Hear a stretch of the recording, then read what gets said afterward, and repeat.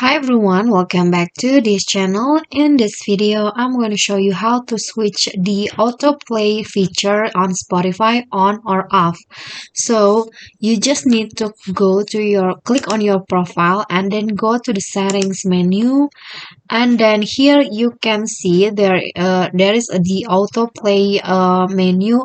There are two options: autoplay similar songs when your music ends in this app, and then autoplay similar songs when your music ends on other devices. So there are two options. You can turn this on or off by clicking this circle right here, green for on and then gray for off. So when you turn this on, the Spotify will automatically play the similar songs in your currently listening album, songs, or playlists. Okay, so that's it for me. That is how you can turn the autoplay feature on Spotify on or off.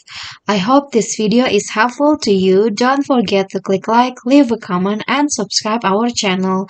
See you guys in the next video. Bye bye.